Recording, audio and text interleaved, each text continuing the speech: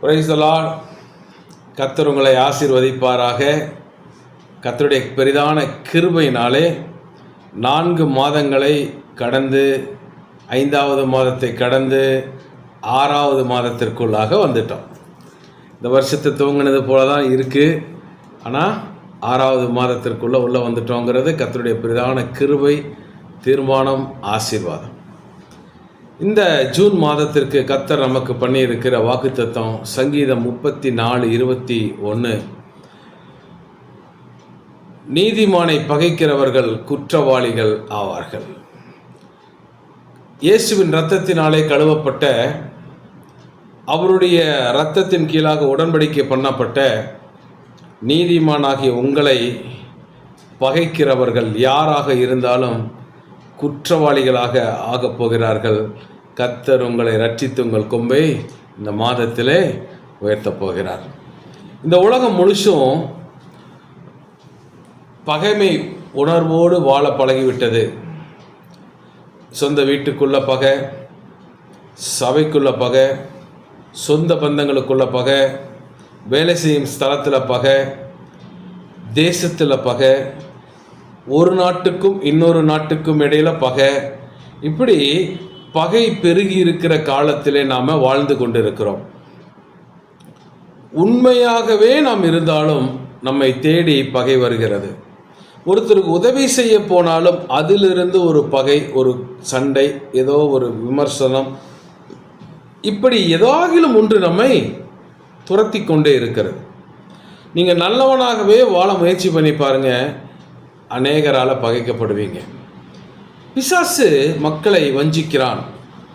அவன் மனிதர்களை வஞ்சித்து பகைமை உணர்வுகளை தூண்டி தேவ அன்பை விட்டு விலக்கி சுயநலமாக வாழணும், நான் மாத்திரம் வாழ்ந்தால் போதும், நான் செய்வது தான் சரி, என்னை சுற்றி நான் தான் ஆளுவேன், இப்படி பல ஒரு வட்டங்களை போட்டு அதற்குள்ளாகவே மனித இனத்தை அடக்க இந்த காலகட்டங்களில் அவன் கிரியை செய்து கொண்டிருக்கிறான்.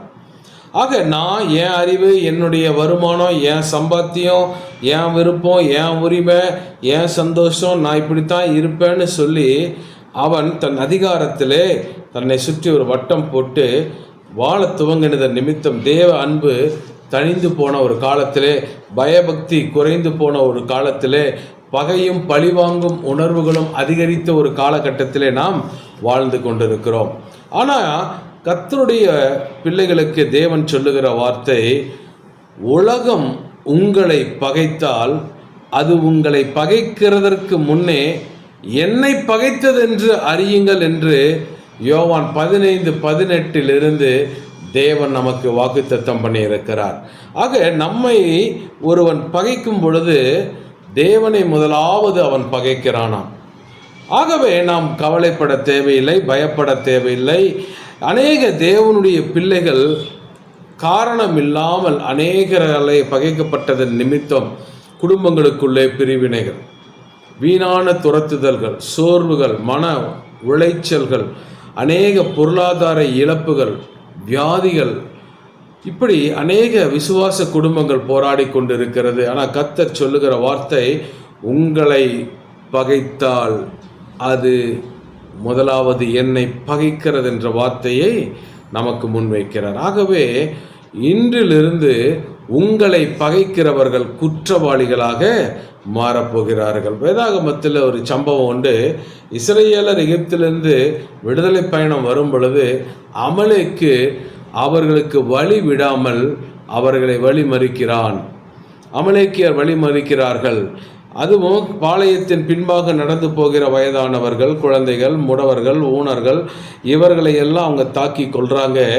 கர்த்தர் அதை சீரியஸாகவே எடுத்து அமலேக்கை பூமியின் கீழெங்கும் இல்லாதபடிக்கு அழித்து போட வைராக்கியம் உள்ளவராக இருக்கிறார். ஆம் பிரியமானவர்களே, உங்களை விசாரிக்க ஒருவர் இல்லை, எனக்கு என்ன நடந்தாலும் கேட்கறதுக்கு யாருமே இல்லை, அதனால தான் என்னை தலைமையில ஏறி போகிறாங்க, எனக்குன்னு யாரும் இல்லாதனால தான் என் வாழ்க்கையில் ஒவ்வொருத்தராக வந்து நாட்டாமல் பண்ணுறாங்க, என் வாழ்க்கையில் என்னை விசாரிக்கிறதுக்கு, அன்பு செலுத்துறதுக்கு, அரவணைக்கிறதுக்கு, என்னை பாதுகாக்கிறதுக்கு யாருமே இல்லை அப்படின்னு அநேக தேவ பிள்ளைகளுக்கு ஒரு வருத்தம். நான் சர்ச்சுக்கு போகிறேன், ஜெபம் பண்ணுறேன், ஆனாலும் ஆண்டவர் அமைதியாக இருக்கிறாரே, இத்தனை நடந்தும் அமைதியாக இருக்கிறாரேன்னு சொல்லி அநேக தேவ பிள்ளைகள் சோர்ந்திருக்கீங்க. ஆனால் கர்த்தருடைய ஆவியானவர் சொல்லுகிறார், அதை மனதில் வைத்திருக்கிறேன், ஏற்ற வேளையிலே கிரியை செய்வேன். ஆக நமக்கு ஒரு நியாயாதிபதி உண்டு, நமக்கு ஒரு பாதுகாவலர் உண்டு, நமக்கு ஒரு நன்மை செய்கிற தகப்பன் உண்டு. அவர் ஏற்ற வேளையிலே நம் கொம்பை உயர்த்துவார். அவர் ஏற்ற வேளையிலே நமக்காக யுத்தம் பண்ணுவார். சத்துரு வைக்கப்பட்டு போவான். ஆகவே நாம் சோர்ந்து போக தேவையில்லை. நாம் தேவ சமூகத்தில் நம்மை அண்டிக்கொண்டு அவருடைய பிரசன்னத்துக்குள் வாழ பழகும் பொழுது தேவன் நமக்காக செயலாற்றுகிற தேவனாகவே இருக்கிறார். ஆக 4 விதமான பகைகளை குறித்து நான் சொல்லி ஜெபிக்க விரும்புகிறேன். அநேக நேரங்களிலே இது நம் குடும்பத்தில் நடக்கிற விஷயங்கள் தான், நாம் அறிந்த விஷயங்கள் தான். ஆனால் கர்த்தருடைய ஆவியானவர் என்ன செய்கிறார், நாம் என்ன செய்ய வேண்டும் என்பதை குறித்து நாம் தியானிப்போம். ஆக முதலாவது குடும்பங்களுக்குள் உண்டாகும் பகை. குடும்பங்களுக்குள் உண்டாகும் பகை, எல்லா குடும்பங்களுக்குள்ளும் ஒவ்வொரு காரியத்தில் ஒரு பகை வரத்தான் செய்யுது. அதாவது சொத்து பிரிக்கிறதுல ஒரு பகை, அடுத்தது ஒரு பிள்ளைக்கு அதிகமான பாசமும் அன்பும் கொடுக்கும் பொழுது இன்னொரு பிள்ளை மனதளவிலே பகைக்கிறது. இதை யாக்கோபினுடைய குடும்பத்தில் நாம் பார்க்க வேண்டும். யாக்கோபினுடைய கடைசி காலங்களிலே யோசேப்பு, பென்யமீன் பிறந்தனர். இந்த யோசேப்பு யாக்கோபுக்கு மிகவும் பிரியமாக இருந்தார்.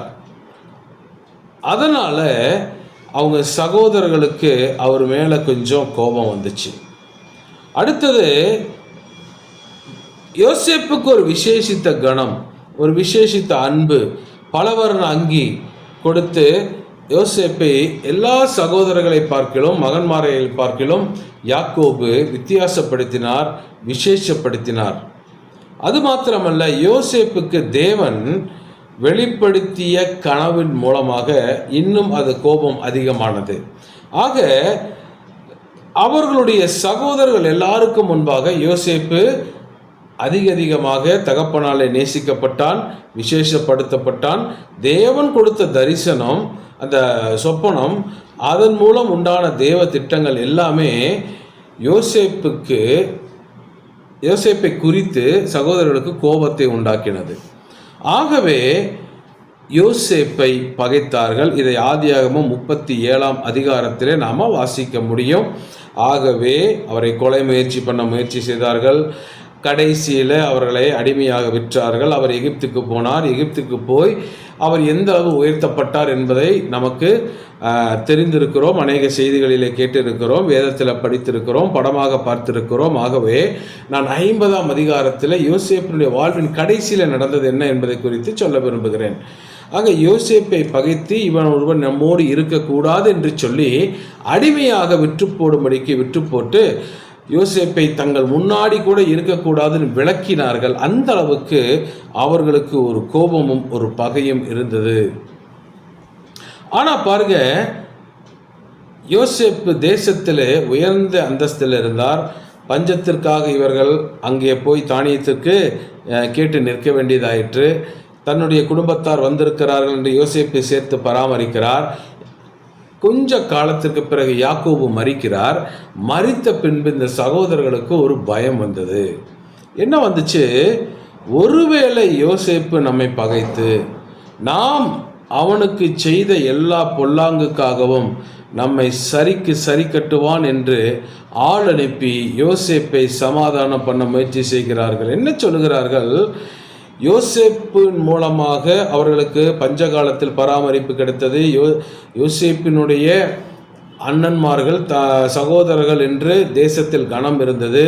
நல்ல பஞ்ச காலத்திலும் நல்ல வசதியாக வாழ்ந்தார்கள், மதிப்பாக வாழ்ந்தார்கள், தேசத்தின் நன்மைகளை எல்லாம் அனுபவித்தார்கள். ஆனால் யோசேப்பு இத்தனை வருஷமாக என்னை பராமரித்தும் யோசேப்பினுடைய இருதயத்தையும் சுபாவத்தையும் நான் புரிந்து கொள்ளவில்லை என்பதை அவர்கள் உணர தவறிவிட்டார்கள்.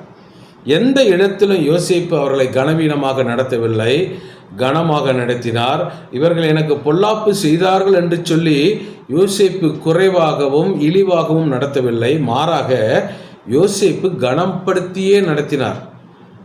ஆனால் அந்த சகோதரர்கள் கடைசி வரைக்கும் அதை புரிந்து கொள்ளவே இல்லை. நம்மளுடைய வாழ்க்கையில் கூட நாம் அநேக நேரங்களிலே தேவனை அப்படியாகத்தான் பார்க்கிறோம்.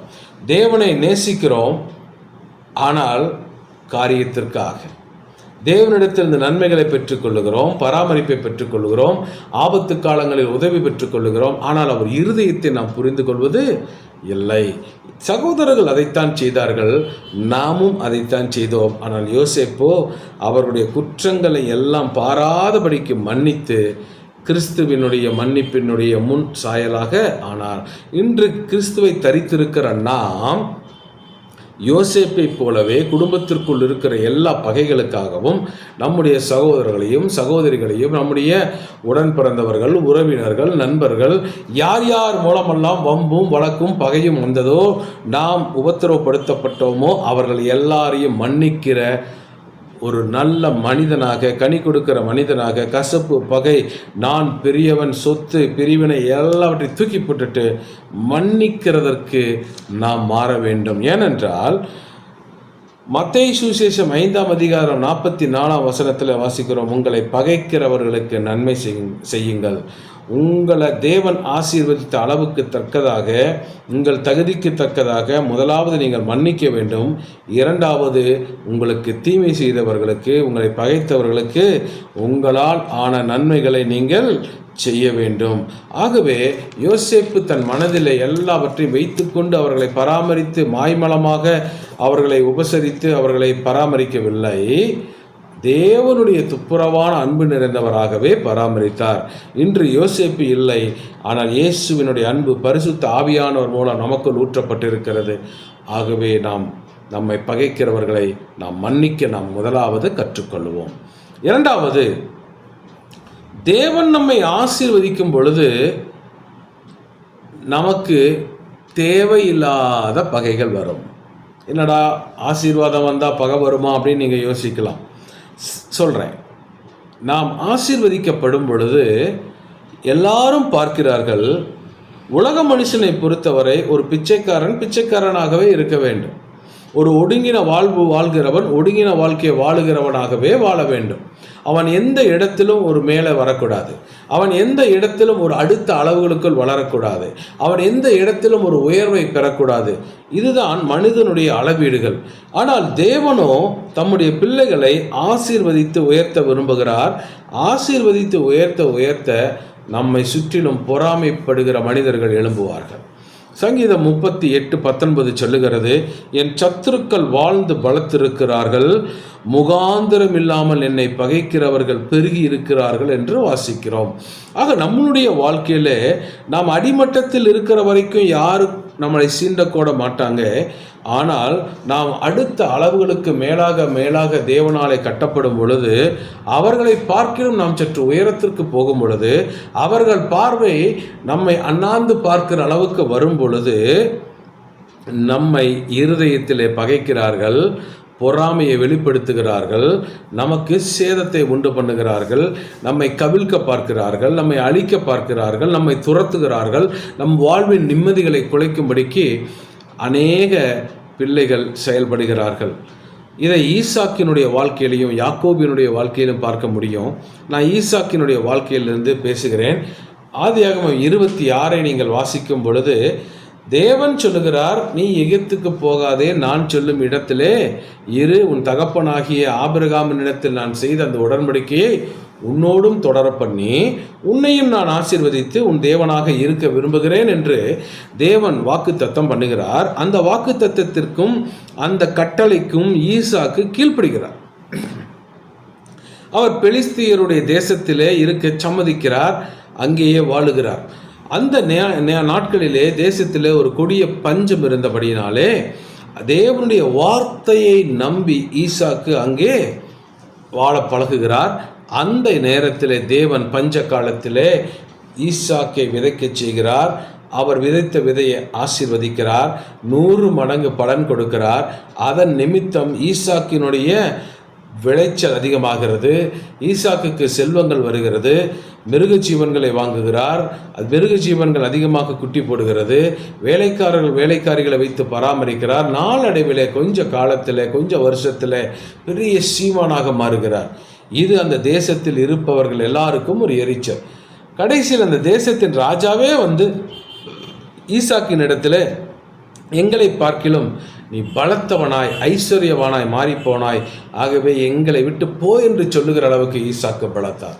ஆனால் அந்த தேசத்து மக்கள் பார்த்தீங்கன்னா, எங்களுடைய தேசத்தில் நீ தோண்டின அந்த துறவினால தான் அதில் வர தண்ணீரை தான் நீ வந்து வச்சு இல்லாமல் பண்ணுற, ஆகவே அதெல்லாம் எங்களுக்குரியது என்று சொல்லி அதெல்லாம் தூர்த்து போடுறாங்க. உடனே ஈசாக்கு சண்டை போடலை, வேறு இடத்துக்கு போகிறாரு.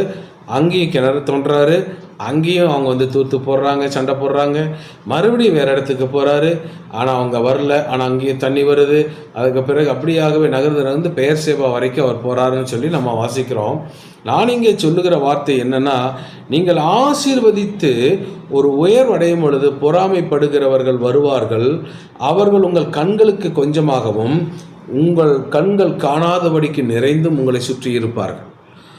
ஆனால் கர்த்தர் உங்களோடு கூட இருக்கிறபடினாலே, கர்த்தர் உங்கள் காரியங்களை ஆசீர்வதிக்கிறபடினாலே, கர்த்தர் உங்களை பாதுகாக்கிறபடினாலே அதே இடத்துல நீங்கள் வளர்வீர்கள் என்பதுதான் தேவனுடைய ஆசீர்வாதத்தினுடைய அடையாளமாக இருக்கிறது. ஆகவே சங்கீதம் 69:4 சொல்லுகிறது, நிமித்தமில்லாமல் என்னை பகைக்கிறவர்கள் என் தலைமயிரிலும் அதிகமாயிருக்கிறார். வீணாக எனக்கு சத்துருக்கள் ஆகி என்னை சங்ககரிக்க வேண்டும் என்று இருக்கிறவர்கள் பலத்திருக்கிறார்கள். நான் எடுத்துக்கொள்ளாததை நான் கொடுக்க வேண்டியதாயிற்று என்று சொல்லி சங்கீதத்தில் வாசிக்கிறோம். எனக்கு அன்பானவர்களே, ஒருவேளை உங்களை கண்ணுக்கு தெரியாமல் மறைந்து வந்து உங்களுடைய ஆசீர்வாதங்களையும் முதலீடுகளையும் உங்கள் வாழ்வினுடைய ஆதாரங்களையும் பொறாமையினால் நிறைந்து அவர்கள் குலைத்து போடலாம், உடைத்து போடலாம், இழப்புகளை கொண்டு வரலாம். கலங்காதீங்க, முன்னேறுங்க. அந்த இடத்துலையே நிற்காதீங்க, அந்த இடத்த விட்டு நகர பழகுங்க. ஐயோ இவ்வளோ போச்சே அவ்வளோ போச்சேன்னு கலங்கி தவிக்கிறதை பார்க்கிலும் தேவன் இன்னும் தருவார், இன்னும் அடுத்தடி உயர்த்துவார் என்று நகர்ந்து போக முயற்சி செய்யுங்கள். கர்த்தர் உங்களை ஆசீர்வதிப்பார். எந்த இடத்துல நீங்கள் வெட்டப்பட்டீங்களோ அதே இடத்துல உங்களை வளர வைத்து உங்களை ஆசீர்வதித்து உங்களை உயர்த்துவது தான் தேவனுடைய ஸ்டைல், அதுதான் அவருடைய சித்தம். ஆகவே வெட்டப்பட்ட இடத்திலேயே உங்களை வளர வைப்பார். ஆக நீங்கள் உங்கள் சரீரத்தில் முயற்சி செய்யாதபடி தேவ சமூகத்தில் உங்களை மறைத்து கொள்ளுங்கள். சத்துரு வெட்கப்பட தேவன் உங்களை ஆசீர்வதிப்பார். தேன்கூட்டை பார்க்கிறோம். தேன்கூடு ஏதோ ஒரு மரத்து மேலே அல்லது ஒரு பெரிய பில்டிங் மேலே ஒரு மலைகளுக்கு மேலே கட்டுது. ஆனால் அது கட்டுற வரைக்கும் யாரும் அதை பார்க்கறதில்ல. அது ஒரு குறிப்பிட்ட இடத்தை தேர்ந்தெடுக்குது, அதுக்குரிய சப்ஸ்டன்ஸ்லாம் எடுத்துகிட்டு வருது, அந்த கூட்டை கட்டுது, அதில் தேன் சேகரித்து வைக்குது. அது வரைக்கும் நாம் யாரும் பெருசாக எடுத்துக்கிறதில்ல. அந்த தேன்கூடு பெருசாக மாறி அதில் தேன் நிறைந்து அது வழிந்து அது கீழே வடியும் பொழுது எல்லாருடைய பார்வையும் அந்த தேன்கூட்டுக்கு மேலே தான் போகுது. பாருங்கள், உடனே என்ன பண்ணுறோம், ஒரு தீவட்டி எடுத்துகிட்டு போய் நாம் என்ன பண்ணுறோம், தேனீக்களை கொன்று அந்த தேன்கூட்டை வெட்டிட்டு வந்து அந்த தேனினுடைய கூட்டை பிழிஞ்சு நம்ம என்ன பண்ணுறோம், அந்த தெளிந்த தேனை எடுத்து நமக்கு உணவாக மருந்தாக எடுத்து பயன்படுத்துகிறோம்.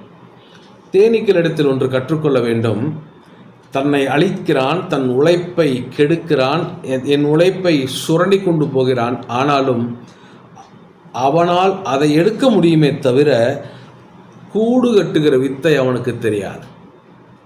சேகரிக்கிற சின்ன சின்ன சின்ன சின்ன துளியான தேன்களை கொண்டு ஒரு மதுரமான சுவையுடைய தேனினுடைய திரட்சியை உண்டாக்குகிற திறமை மனிதனுக்கு கிடையாது என்பது தேனீக்களுக்கு இருக்கக்கூடிய ஒரு மிகச்சிறந்த ஒரு தாளந்து. தேவன் அப்படி உருவாக்கி இருக்கிறார். அதை பார்த்து நாம் கற்றுக்கொள்ள வேண்டும். நம் உழைப்பை மற்றவர்கள் திருடலாம், கெடுக்கலாம், நம்மை அழிக்கலாம். ஆனாலும் நமக்குள் தேவன் வைத்திருக்கிற தனித்திறமையை, நமக்குள் தேவன் வைத்திருக்கிற அறிவை, நமக்குள் தேவன் வைத்திருக்கிற ஞானத்தை, தாளந்தை எந்த ஒரு மனுஷனும் எடுக்க முடியாது. ஆக தேவன் உங்களை ஆசீர்வதிக்கிறபடினால், தேவனுடைய தாளந்துகளும் கிருபைகளும் உங்களுக்குள் இருக்கிறபடினால் உங்களால் எங்கு சென்றாலும் உங்கள் தொழிலை, உங்கள் குடும்பத்தை, உங்கள் ஊழியத்தை நீங்கள் கட்டி எழுப்ப முடியும். சத்துரு அந்த இடத்தில் வைக்கப்பட்டே தீருவான். ஆகவே நமக்கு இழப்பு வந்துருச்சேன்னு நின்று சோர்ந்து போவதை பார்க்கிலும் கர்த்தரிடத்தில் அர்ப்பணித்து தொடர்ந்து முன்னேறிக்கொண்டே நீங்கள் போங்க. அடுத்த அடுத்த அடுத்த அடிகளுக்கு நேராக தேவன் உங்களை உயர்த்தி கொண்டே செல்லுவார். ஆகவே கலங்கி தவிக்காதீங்க. மூணாவது, தொடர்ச்சியான வெற்றியும் புகழும் நம்முடைய வாழ்க்கையிலே பகைகளை கொண்டு வருகிற ஒரு வாசலாக இருக்கிறது. சங்கீதத்தில் 25ஆம் சங்கீதம் 19ஆம் வசனம் சொல்லுது, என் சத்துருக்களை பாரும், அவர்கள் பெருகி இருந்து உக்கிர பகையாய் என்னை பகைக்கிறார்கள் என்று தாவீது சொல்லுகிறார். 1 சாமுவேல் 14ஆம் அதிகாரம் 52ஆம் வசனத்தை வாசிக்கும் பொழுது, சவுல் ஒரு பராக்கிரமசாலியாகிலும் ஒரு பலசாலியை ஆகிலும் காணும்போது அவர்கள் எல்லாரையும் தன்னிடமாய் சேர்த்து கொள்ளுவான் என்று சொல்லி வாசிக்கிறோம். அதாவது ஒரு பலசாலி, ஒரு நல்ல ஒரு யுத்த வீரன் அல்லது ஒரு நல்ல ஒரு பலசாலி, அதாவது நல்ல திடகாத்திரமான உடலுடைய உழைப்புடைய ஒரு மனிதனை எல்லாம் பார்க்கும் பொழுது தன்னோடு சேர்த்து வைத்து கொள்ளுகிறார். பாதுகாப்புக்காக, நாட்டுக்காக, தன்னுடைய பராமரிப்புக்காக என எல்லாவற்றுக்காகவும் அவர்களை வெளியே விடாதபடி தன்னிடத்தில் வைத்து கொள்ளுகிற ஒரு பழக்கம் சவுலுக்கு இருந்தது. யோனத்தான் வெற்றி பெற்று கொண்டு வருகிறார். அதை இவன் தன்னுடைய வெற்றியாக பிரகடனப்படுத்துகிறான். தாவீது வெற்றி பெறுகிறார். அந்த வெற்றியின் நிமித்தம் கோலியத்தை விழுந்து போகிறான். அது தேசத்திலே மிக பெரிய அளவில் பரவுகிறது. மாத்திரமல்ல, தாவீது அநேக இடங்களுக்கு போய் தேவனுடைய சார்பிலே யுத்தங்களை நடத்தினார். சவுல் அனுப்பின இடங்களிலெல்லாம் தாவீது சென்று தாவீது புத்திமானாய் நடந்து தன்னையும் காத்து தேசத்தையும் காக்கிறார். இப்படி பல சவால்களை தாவீது சந்தித்து வெற்றி மேல் வெற்றி பெற்று கடைசியில் கோலியாத்தையும் அடித்த பிறகு தாவீதின் பெயர் உச்சத்திலே தேசத்திலே பரவி இருக்கிறது. இப்போ பெண்கள் பாடுறாங்க.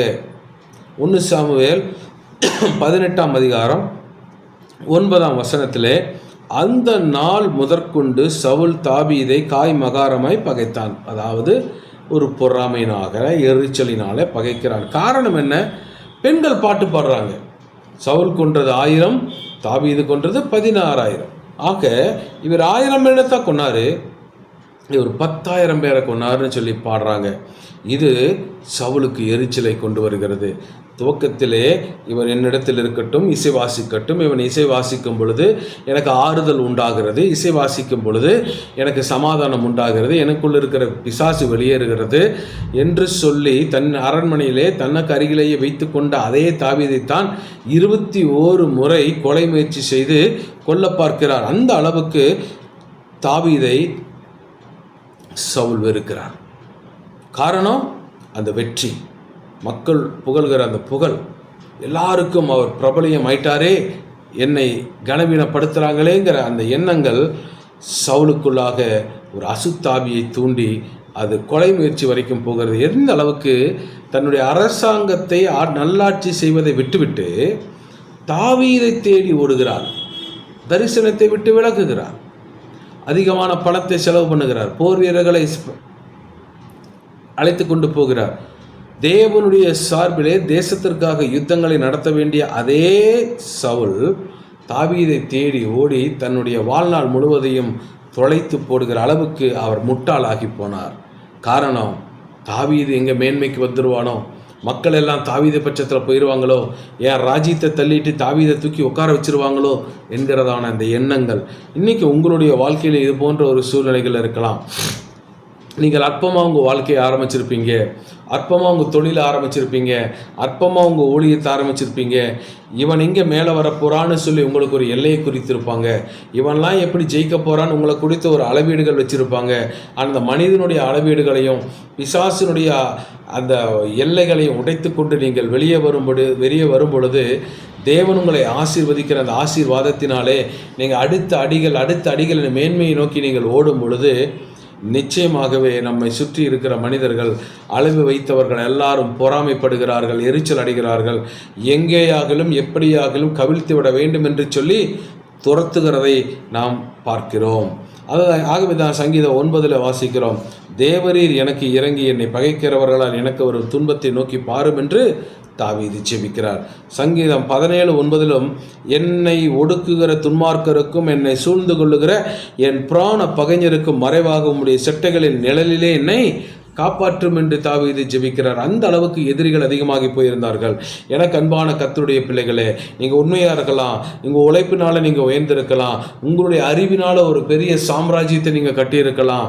ஆனாலும் உங்களை சுற்றி இருக்கிறவர் உங்களை பகைத்து உங்களை துரத்தும் பொழுது, உங்களுக்கு விரோதமாக எழும்பி கிரியை செய்யும் பொழுது கலங்காதீங்க.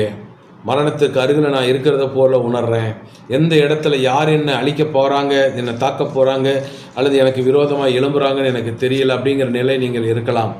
அநேகருடைய வாழ்க்கையில் தொழில்கள் பெருகும் பொழுது, பணங்கள் பெருகும் பொழுது, ராஜ்யம் பெருகும் பொழுது, அநேகர் தொழில் போட்டியின் காரணமாக மாந்திரீகம் செய்து அநேக குடும்பங்களை சூனியமாக்குகிறார்கள். அந்த எந்த அளவுக்கு உயர்ந்தார்களோ அதே அளவுக்கு கீழே விழத்தக்கதாக அந்த குடும்பம், அந்த சந்ததியை முடங்கி போகிற அளவுக்கு மாந்திரீகம் செய்து அந்த குடும்பத்தை முடக்குகிறார்கள். ஆனால் நான் சொல்லுகிறேன், இயேசுவின் நாமத்தினாலே இப்படிப்பட்ட சூழ்நிலைகளிலே நீங்கள் உங்கள் சுய புத்தியை சார்ந்து பயந்து ஓடி ஒளிந்து உங்களை தற்காத்து கொள்ள ஏதோ ஒரு காரியத்தை செய்து கொண்டிருக்க வேண்டும் என்று நினையாதபடி கர்த்தருடைய சமூகத்தில் உட்கார்ந்து ஜெபிக்க பழகுங்கள். கர்த்தருடைய சமூகத்தில் உங்களுடைய ஆவியை, உங்கள் இருதயத்தை ஊற்றி ஜெபிக்க பழகுங்கள். தாவீது அதைத்தான் செய்தார். ஆண்டவரே, எனக்கு இறங்கி என்னை பகைக்கிறவர்களால் எனக்கு வரும் துன்பத்தை நோக்கி பாரும் என்று சொல்லி தாவீது ஜெபிக்கிறார். ஆக ஜெப அனுபவத்துக்குள்ளாக வாருங்க. உலகத்தினுடைய அறிவும் உலகத்தினுடைய செயல்பாடுகளும் மனித உதவிகளும் சில வேளைகளிலே பலனற்று செயல்படாமல் போகும். ஆனால் நீங்கள் ஜெபிக்கிற ஜெபம் எப்போதும் உங்களுக்கு ஒரு மேன்மையை, ஆசீர்வாதத்தையும் கொண்டு வரும், பாதுகாப்பை கொண்டு வரும். அவர் செட்டையின் மறைவில் உங்களை மறைத்து பாதுகாப்பார். உங்களுடைய தொழிலை இன்னும் அதிகமாக வளரச் செய்து தேசத்தில் உங்களை புகழ்ச்சியாக வைப்பார். ஆகவே ஜெபிக்கிற அனுபவத்துக்குள்ளாக வாருங்க. 3 காரியம் சொன்னேன். 1, குடும்பத்துக்குள்ளாக இருக்கிற பகைகளை மேற்கொள்ள ஒரே வழி நன்மை செய்யுங்கள், அவர்களை மன்னித்து விடுங்கள். 2வது சொன்னேன், இழப்புகள், அதாவது நீங்கள் ஆசீர்வாதம் பெற்று உயரும் பொழுது உங்களை அநேகர் பொறாமையினாலே பகைப்பார்கள், அழிக்க நினைப்பார்கள். அது போன்ற சூழ்நிலைகளிலே அந்த இடத்திலேயே உட்கார்ந்து நீங்கள் புலம்பிக் கொண்டிராதபடிக்கு கர்த்தரை சார்ந்த அடுத்த அடிகளுக்கு நடக்க உங்கள் விசுவாசத்தை அதிகப்படுத்தி நடக்க துவங்குங்கள் என்று சொன்னேன். 3வது சொன்னேன், உங்களுடைய வாழ்விலே புகழ்ச்சியும் வெற்றியும் உயர்வும் வரும் பொழுது உங்களுடைய உயர்வுக்கு தக்க எதிரிகள் எழும்பத்தான் செய்வார்கள். அது போன்ற வேளைகளிலே மந்திரவாதியை நாடி ஓடாதபடிக்கு, மனிதர்களை நாடி ஓடாதபடிக்கு, உங்களுடைய சுய முயற்சியினாலேயே உங்களுக்கு ஒரு வேலையை நீங்கள் அடைத்து கொள்ளாதபடிக்கு கர்த்தருடைய சமூகத்தில் உட்கார்ந்து ஜெபியுங்கள். கர்த்தர் செட்டையிலே முக்கியிலே மறைப்பார் என்று சொன்னேன். 4வதாக, கடைசியாக, கர்த்தருக்கு உண்மையாக ஊழியம் செய்வதால் பகை வரும். 1 ராஜாக்களின் புத்தகம் 22ஆம் அதிகாரம் 8ஆம் வசனத்தில் யோசபாத்தும் ஆகாப்பும் யுத்தத்திற்கு போகிறார்கள். போகும்போது கர்த்தருடைய சமூகத்தில் விசாரிப்போம் என்று தீர்க்கதரிசிகளை வர சொல்லுகிறார். ஆகாப் அநேகரை கூட்டிகிட்டு வரான். எல்லாரும் தீர்க்கதரிசனம் சொல்கிறாங்க. எல்லாருடைய வார்த்தையும் ஒரே வார்த்தையாக இருக்குது. ஆனால் யோசபாத்தினுடைய மனதில் ஒரு நிறைவும் சமாதானமும் இல்லை. ஆகவே யோசபாத் சொல்கிறாரு, வேற யாரும் தீர்க்கதரிசி இல்லையா அப்படின்னு கேட்கும் பொழுது ராஜா சொல்கிறான், ஒருவன் இருக்கிறான், ஆனாலும் நான் அவனை பகைக்கிறேன். ஏனென்றால் என்னை குறித்து எப்போதும் தீமையாகவே தீர்க்க தரிசனம் சொல்லுகிறான். இன்னைக்கு இதே காரியம் இன்றைய கிறிஸ்தவ உலகத்தில் நடந்து கொண்டிருக்கிறது. 400 தீர்க்கதரிசிகள் நல்ல வாக்கு உரைத்தார்கள். ஒரு தீர்க்கதரிசி மாத்திரம் கர்த்தருடைய வார்த்தையை உரைத்தார். 400 தீர்க்கதரிசிகள் வாயிலே பொய்யின் ஆவி இருந்தது. ஒருவனுடைய வாயிலே தேவ ஆவியானுடைய வார்த்தை இருந்தது. மக்களுக்கு இன்னைக்கு இனம் பறிக்க தெரியல. மக்கள் இன்னைக்கு விரும்புகிறது எல்லாமே, எங்களை எப்போதும் தடவி கொடுக்கிற ஊழியர் எனக்கு வேண்டும், எனக்குள் புண் இருக்கிறது, அது சீல் பிடித்திருக்கிறது, ஆனாலும் பரவாயில்லை, மேலே மருந்து போட்டு குணமாக்குங்கள், சீல் பிதுக்காமல் இருந்தால் பரவாயில்லை என்று சொல்லுகிற அளவுக்கு மக்கள் தீர்க்க தரிசனத்தை நம்புகிறார்கள். தப்பில்லை. ஆனால் ஒரு அறிவுறுத்தலோ ஒரு எச்சரிப்போ அது பாவ உணர்வோ அல்லது மனம் திரும்புதலை குறித்த தீர்க்க தரிசனங்கள் வரும் பொழுது காது கொடுத்து கேட்பதில்லை, அதை ஏற்றுக்கொள்வதில்லை. இன்னும் சொல்லப்போனால் அந்த வார்த்தைகளை விட்டு பின்வாங்குகிறார்கள். சொன்ன அந்த ஊழியர்களை அடுத்த முறை அவர்கள் கூப்பிடுவதில்லை. அவர்களுக்கு தேவை கர்த்தர் உன்னை ஆசீர்வதிக்கிறார், கர்த்தர் உன்னை மேன்மைப்படுத்துகிறார், கர்த்தர் உனக்கு தடவி கொடுக்கிறார், கர்த்தர் உனக்கு வேட்டி கொடுக்கிறார், கர்த்தர் உனக்கு சட்டை கொடுக்கிறார், கர்த்தர் உனக்கு நிலம் கொடுக்கிறார், கார் கொடுக்கிறார். இது மாத்திரம் நம்புகிறாங்க. ஆனால் கர்த்தர் உன்னை மனம் திரும்ப சொல்லுகிறார், கர்த்தர் உன்னை வழிகளை சீர்படுத்த சொல்லுகிறார் என்பதை இன்றைய கிறிஸ்தவ தலைமுறை மக்கள் ஏற்றுக்கொள்வது இல்லை. அவர்களுக்கு தேவை கண்டிக்கக்கூடாது, கடினமாக பேசக்கூடாது, பாவத்தை குறித்து சொல்லக்கூடாது, இப்படி ட்ரெஸ் பண்ணுன்னு சொல்லக்கூடாது, இந்தந்த மாதிரி கர்த்தருக்கு பிரதிஷ்டையாக வாழ வேண்டும் என்று சொல்லக்கூடாது, பைபிள் வாட்சிங்களா கேட்கக்கூடாது, ஜெபம் பண்ணிங்களா கேட்கக்கூடாது. ஆகவே இப்படியெல்லாம் சொன்னால் தரக்குறைவாக விமர்சனம் செய்வாங்க, வார்த்தைகளால் உபத்திரவத்தை உண்டு பண்ணுவாங்க, செயல்களினால் உபத்திரவத்தை கொண்டு வருவாங்க, அடிப்பாங்க, துன்புறுத்துவாங்க, காவல் சேதாரத்தில் வைப்பாங்க, பொருளாதார நஷ்டத்தில் உண்டு பண்ணுவாங்க. இப்படித்தான் இன்றைய கிறிஸ்தவ உலகம் நகர்ந்து கொண்டிருக்கிறது. எனக்கு அன்பானவர்களே, பிசாசு உங்களையும் உங்கள் ஊழியத்தையும் தடுக்க மனிதர்களை எழுப்புவான். பிரச்சனைகளை கொடுத்து மனதை மடியச் செய்து ஊழியத்தை விட்டு பின்வாங்க செய்வான். இதை பார்க்கிற தேவனுடைய ஊழியர்களுக்கு சொல்லுகிறேன், கலங்காதீங்க. ஊழியத்தில் வரும் உபத்திரவம்தான் உங்களுடைய அடையாளம். கர்த்தருடைய நிமித்தம் வரும் நீங்கள் பாடுகள், நீங்கள் அனுபவிக்கிற பாடுகள் தான் உங்களுடைய மகிமை. அப்படிப்பட்ட தேவ ஊழியனே தேவனோடு கூட ஆளுகை செய்கிறவனாக இருக்கிறான். ஆகவே தேவனுக்கு பிரியமாக ஊழியம் செய்யும் பொழுது நிச்சயமாக மனிதர்களால் பகைக்கப்பட வேண்டியது வரும். ஆகவே கலங்காதபடிக்கு முன்னேறுங்க, கர்த்தர் கூட இருப்பார். இன்னொரு வசனத்தையும் வாசிக்கிறேன். 1 ராஜாக்கள் 21 20 வாசிக்கும் பொழுது, ஆகாப் எலியாபை நோக்கி, என் பகைஞனே, என்னை கண்டுபிடித்தாயா என்று கேட்கிறான். அதற்கு எலியா, கர்த்தரின் பார்வைக்கு பொல்லாப்பானதை செய்ய நீ உன்னை விற்று போட்டாய், ஆகவே நான் உன்னை கண்டுபிடித்தேன் என்று சொல்கிறான்.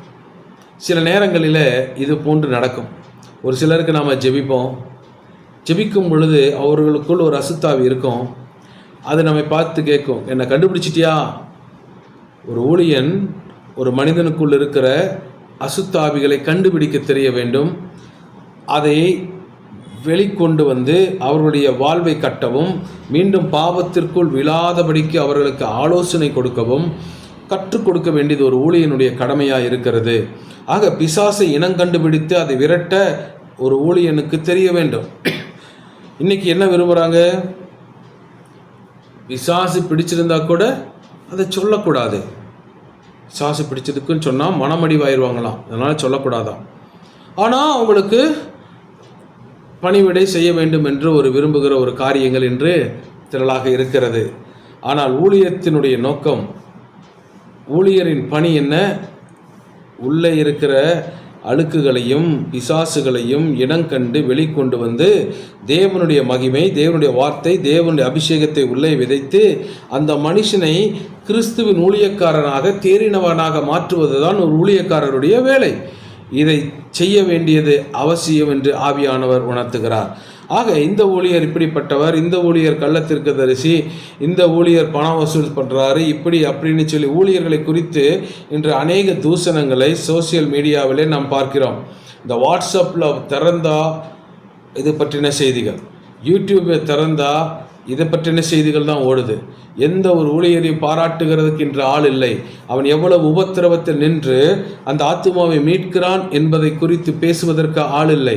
அவருடைய உடைகளை பற்றி பேசுகிறார்கள், அவருடைய செயல்களை பற்றி பேசுகிறார்கள். ஆனால் உள்ளாக அறைக்குள் உட்கார்ந்து அவன் அழுததையும் கண்ணீர் விட்டதையும் அவன் தேவனுடைய சமூகத்தில் மன்றாடுகிறதையும் பேசுகிறதுக்கு இன்று ஆள் இல்லை. ஆக அன்னைக்கு ஒரு கிழிஞ்ச ஜிப்பாவை போட்டு போனான் ஒரு ஊழியக்காரன், இன்றைக்கி ஒரு நல்ல ஒரு பேண்ட் ஷர்ட் போட்டு போயிட்டான், ஒரு நல்ல ஒரு வாட்ச் கட்டிட்டான்னா பணம் சம்பாதிக்க பழகிட்டார் பிரதர்னு சொல்கிறாங்க. ஏன்னா ஊழியக்காரன்னா ஒரு பிச்சைக்காரனாலேயே வாழணும்னு இவங்க ஒரு உலகம் ஒரு பவுண்டரி செட் பண்ணி வச்சுருக்கு. ஆனால் கர்த்தர் தம்முடைய ஊழியர்களை ஒருபோதும் வெட்கத்துக்கு ஒப்பு கொடுப்பதில்லை. அவர் ராஜரீகத்திலேயே வைக்க விரும்புகிறார். தரமான உணவுகளை கொடுக்கிறார், நல்ல உடைகளை கொடுக்கிறார், நல்ல மதிப்பை கொடுக்கிறார். ஆகவே அவர் அப்படி இருக்க வேண்டும், தகுதியாக இருக்க வேண்டும் என்று சொல்லியே விரும்புகிறார். ஆக ஒரு ராஜாவினுடைய ஊழியக்காரன் அந்த ராஜாவினுடைய நாமம் தூசிக்கப்படாதபடிக்கு உண்ணுவதிலும் உடுத்துவதிலும் நடக்கையிலும் இருக்க வேண்டியது அவசியம். அதை வேதத்தை ஒரு முறை கூட படிக்காத, வேத வசனங்களை தினமும் தியானிக்காத, ஜெபிக்காத ஒரு மனிதன் யூடியூப்பில் உட்கார்ந்து கேவலமாக பேசுகிறது அருவருப்பான ஒரு செயல். அது தேவனுக்கு பிரியமல்ல. அந்த குடும்பத்தின் மேலாக தேவனுடைய ஆளுமையும் கோபமும் வரும் என்பது உண்மையாகவே. இப்படிப்பட்ட தூஷணங்களை செய்யாதபடிக்கு உங்களை கர்த்தருக்குள்ளாக மனம் திரும்ப ஒப்புக்கொடுங்கள். எனக்கு அன்பான கர்த்தருடைய பிள்ளைகளே, வேதாகமத்தில் வாசிக்கிறோம், சகோதரனை பகைக்கிற எவனும் மனுஷ கொலைபாதகனாய் இருக்கிறார் என்று 1 யோவான் 3:15 வாசிக்கிறோம். ஆக நாம் யாரையும் பகைக்காமல், யாரையும் தூசிக்காமல் ஒரு சாட்சியுள்ள ஊழியராக வாழும்படிக்கு தேவன் நம்மை அழைக்கிறார். அதற்காக நோக்கத்தை விட்டு நாம் விலகக்கூடாது. எந்த ஒரு மனுஷனையும் கிறிஸ்துவுக்குள்ளாக நிறுத்துவதுதான் நம்முடைய நோக்கமாக இருக்க வேண்டும். ஆகவே கிறிஸ்து நிபந்தனையின்றி மன்னித்தது போல நாம் மன்னிக்க பழக வேண்டும். பிசாசின் சோதனைகளை கண்டோ, மனிதர்களின் எதிர்ப்புகளை கண்டோ பின்வாங்காதபடிக்கு முன்னேற வேண்டும். விமர்சனத்தை கண்டு சோர்ந்து போகக்கூடாது. பிதாவின் ஊழியத்தை நாம் நிச்சயமாக முழுமையாக நிறைவேற்ற அழைக்கப்பட்டிருக்கிறோம். இந்த உலகத்தில் பணம் உயர்ந்ததாக இருக்கலாம், ஆனால் தேவனுடைய பார்வையில் கிருபை உயர்ந்தது. அதனால அந்த கிருபையை சார்ந்து ஊழியத்தை நிறைவேற்ற நாம் தேவனால் அழைக்கப்படுகிறோம். ஆகவே எனக்கு அன்பான கர்த்தருடைய ஊழியர்களே, உங்கள் விசுவாசத்தை விட்டு விடாதிருங்கள். பாவத்துக்கு விரோதமாய் போராடுகிறதிலே ரத்தம் சிந்தப்படத்தக்கதாக நீங்கள் இன்னும் எதிர்த்து நிற்கவில்லையே என்று எபிரேயர் 12:4 வாசிக்கிறோம். ஆக நாம் எதிர்த்து நின்று தான் ஆக வேண்டும். எல்லா இடங்களிலும் பெண்டாக கூடாது. பிசாசுக்கு எதிர்த்து நின்று தான் ஆகணும், பாவத்துக்கு எதிர்த்து நின்று தான் ஆகணும். ஆக ஊழியத்தை செய்யக்கூடாதபடி தடை வருகிற இடத்துல எதிர்த்து நின்று தான் ஆகணும். ஆக தேவனுடைய ராஜ்யத்துக்கென்று நாம் ஓடிக்கொண்டே இருக்க வேண்டியது அவசியம். ஆகவே எனக்கு அன்பான கர்த்தருடைய பிள்ளைகளே, உங்களுடைய நாமத்திலே தேவன் என்ன செய்ய வேண்டும் என்று உங்கள் ஆதியினத்தில் எழுதி வைத்திருக்கிறாரோ அந்த திட்டத்தை நிறைவேற்றும்படிக்கு நீங்கள் உங்கள் ஊழியத்தை திறம்பட செய்யுங்கள், கண்டுபிடியுங்கள், பிசாசுகளை துரத்துங்கள். நிச்சயமாக தேவன் உங்களை கனம் பண்ணுவார். வேதம் சொல்லுகிறது, ஒருவன் எனக்கு ஊழியம் செய்தால் பிதாவானவர் அவரை கனப்படுத்துவார் என்று. ஆக பிதா கனம் பண்ணத்தக்கதாக உண்மையாக ஊழியம் செய்ய அர்ப்பணித்து செயல்பட வேண்டியது ஒவ்வொரு ஊழியனுடைய கடமையாக இருக்கிறதாக. பகை வரும், ஆனாலும் ஊழியத்தை விட்டுவிடாதபடிக்கு முன்னேறி செல்லுங்கள். கர்த்தர் கூட இருப்பார். 4 காரியங்களை குறித்து நாம் தியானித்தோம். 1, குடும்பத்தில் உண்டாகும் பகை. எல்லாரையும் மன்னிச்சிருக்கேன். அதை தாண்டி வேற ஒன்றும் கிடையாது. ஏன்னா இயேசு உங்களுக்குள்ளே இருக்காருன்னா நீங்கள் மன்னிக்க முடியும். 2வது, உங்கள் ஆசீர்வாதத்தை கண்டு பொறாமைப்பட்டு உங்களை காரணமின்றி பகைக்கிறாங்களா? கலங்காதீங்க. அவங்களுக்கு நன்மையை செய்து தீமையை நீங்கள் அந்த இடத்துல வென்று நீங்கள் சாட்சியாக வாழுங்க. 3வது, வெற்றியும் புகழும் கண்ணுக்கு தெரியாத எதிரிகளையும் பகைஞர்களையும் கொண்டு வரும். அந்த மாதிரி நேரத்தில் சோர்ந்து போகாதீங்க. தேவ சமூகத்தில் காத்திருங்க. தேவ சமூகத்தில் நீங்கள் காத்திருக்கும் பொழுது தேவன் உங்களை சுற்றி வேலி அடைக்கிறார். அவரே யுத்தம் செய்வார். நீங்கள் யுத்தம் செய்ய வேண்டிய அவசியம் இல்லை. மனுஷ வழிகளை ஓடி பாதுகாத்துக்கொள்ள வேண்டுங்கிற அவசியம் இல்லை. 4வது, உண்மையாக ஊழியம் செய்யும் பொழுது கட்டாயம் பகை வரும். அந்த பகை உங்களுடைய கிரீடத்திலே வைக்கப்படுகிற ஒரு வைரக்கல்லாக, ஒரு ரத்தினங்களாக, ஒரு கோமேத கற்களாக அது உங்கள் கிரீடத்தில் இருக்கும் என்பது உண்மை. அது மகிமை. ஆகவே கலங்காதீங்க. பிதா உங்களை கனம் பண்ணுவார். ஆகவே எனக்கு அன்பானவர்களே, இரத்தத்தினாலே கழுவப்பட்ட உங்களுடைய வாழ்க்கை ஒரு சாட்சியாக இருக்கும் பொழுது நிச்சயமாக பகை வரும். ஆனால் உங்களை பகைக்கிறவர் குற்றவாளிகளாக ஆவார்கள். தேவன் அதை விசாரிப்பார். தேவன் அதை நியாயம் விசாரித்து அவர் அதற்குரிய பிரதிபலனை அவர்களுக்கு கொடுப்பார். நீங்கள் உங்கள் மனுஷீகத்தில் செயல்படாதபடி கர்த்தரையே நோக்கி பார்த்து சரண்டர் பண்ணுங்க. அவர் கிருபை இந்த மாதம் முழுவதிலும் உங்களை வழி நடத்தும். ஜெபிப்போம். பரலோக தகப்பனே, இயேசுவின் நாமத்தினாலே ஆண்டவரே, இந்த வார்த்தையை கேட்ட ஒவ்வொரு தேவ பிள்ளைகளுக்காகவும் ஜெபிக்கிறேன். யாத்திராகமம் ஆண்டவரே 15:9 வாசிக்கிறோம். தொடருவேன், பிடிப்பேன், கொள்ளையாடி பங்கிடுவேன். என் ஆசை அவர்களிடத்தில் திருப்தியாகும். என் பட்டயத்தை உருவுவேன். என் கை அவர்களை சங்ககரிக்கும் என்று பகைஞன் எப்படி பகைத்து யாத்திராகமத்திலே ஆண்டவரே அந்த இஸ்ரேல் மக்களை பின்தொடர்ந்து வந்தானோ, இதுவரை உம்முடைய பிள்ளைகளை பின்தொடர்ந்து வந்த சத்துருனுடைய கைகள் முறிக்கப்படட்டும். தொடர்ந்து வந்த அவனுடைய கிரியைகள் எல்லாம் ஆண்டவரே முறிந்து போகட்டும். அவன் ஆசை எல்லாம் நிறைவேறாது இருக்கட்டும். ஆண்டவரே அவர்களை குறித்து, உமது பிள்ளைகளை குறித்து ஆண்டவரே பிசாசு எழுதியிருக்கிற எல்லா கள்ள தீர்க்க தரிசனங்களும் பொய்த்து போகட்டும். அவன் எழுதியிருக்கிற எல்லா நிறைவேறங்களும் இயேசுவின் நாமத்தில் கொலோசியர் 2:14-15 படி அவைகளெல்லாம் கேன்சல் ஆகட்டும். ஆண்டவரே, ஒருபோதும் உம்முடைய பிள்ளைகளை பிசாசோ மனிதர்களோ மேற்கொள்ளாதபடி நீர் அவர்களை வேலையடைத்து அரணான கோட்டையாயிருந்து உமது பிள்ளைகளை நீர் வெற்றி சிறக்க பண்ணி ஆண்டவரே நீர் வழி நடத்தும்படி செபிக்கிறோம். ஆண்டவரே, என் இருதயம் கர்த்தருக்குள் களிகூறுகிறது. என் கொம்பு கர்த்தருக்குள் உயர்ந்திருக்கிறது. என் பகைஞனுடைய மேல் என் வாய் திறந்திருக்கிறது. உம்முடைய ரட்சிப்புக்கு காத்திருக்கிறேன் என்ற வாக்கின்படி உம்முடைய பிள்ளைகள் எல்லாரும் ரட்சிப்புக்கு காத்திருப்பார்களாக. உமது பிள்ளைகள் எல்லாரோடும் ஆண்டவரே கர்த்தருக்குள் மகிழ்ந்திருப்பார்களாக. உமது பிள்ளைகள் எல்லாரும் ஆண்டவரே உமக்குள்ளாக கொம்பை உயர்த்தி துதியினாலே உம்மை துதித்து ஸ்தோத்தரித்து வாழுவார்களாக. இவர்களுக்கு விரோதமாய் உருவாக்கப்படுகிற சகல ஆயுதங்களும் இயேசுவின் நாமத்தில் வாய்க்காமல் போகட்டும். அப்பா, உமது பிள்ளைகளை நீர் கனப்படுத்துங்க, ஆசீர்வதிங்க. இந்த ஜூன் மாதத்தில் ஆண்டவரே யார் யாரெல்லாம் உமது பிள்ளைகளை சிதைத்த பார்த்தார்களோ, அழிக்க பார்த்தார்களோ, யார் யாரெல்லாம் உமது பிள்ளைகளுக்கு விரோதமாய் தீங்கு செய்தார்களோ, அவர்கள் எல்லாரும் கர்த்தர் உன்னோடு இருக்கிறார் என்று சொல்லி வந்து காலை பிடித்து அவர்கள் பாதங்களை நக்குகிற நாட்கள் வரட்டும் என்று இயேசுவின் நாமத்தில் ஜெபிக்கிறேன். பொறுப்பெடுத்து நடத்துங்க, ஆசீர்வதிங்க. நீங்கள் மகிமையடைங்க, உமது பிள்ளைகளை மகிமைப்படுத்துங்க. இயேசுவின் மூலம் ஜெபிக்கிறோம் நல்ல பிதாவே, ஆமென். God bless you. கர்த்தர் உங்களை ஆசீர்வதிப்பார். உங்களை பகைக்கிறவர்கள் குற்றவாளிகள் ஆவார்கள். கர்த்தர் உங்கள் கொம்பை உயர்த்தி உங்கள் முகத்தை பிரகாசிக்க பண்ணி உங்களுக்கு துதியை உண்டாக செய்வார், முகமலர்ச்சி உண்டாக செய்வார், மகிழ்ந்து வாழ கிருபை செய்வார். இழந்ததெல்லாம் பெற்றுக்கொள்வீங்க. கர்த்தர் உங்களுக்கு யுத்தம் செய்வார். ஆகவே வாயின் வார்த்தைகளை யார்ட்டையும் போய் சண்டை போட்டு விளங்க பண்ணிட்டு இருக்காதீங்க. உங்கள் நீதியின் தேவனாகிய கர்த்தர் பிரகாசிக்க பண்ணி உங்களை வாழ வைப்பார். God bless you.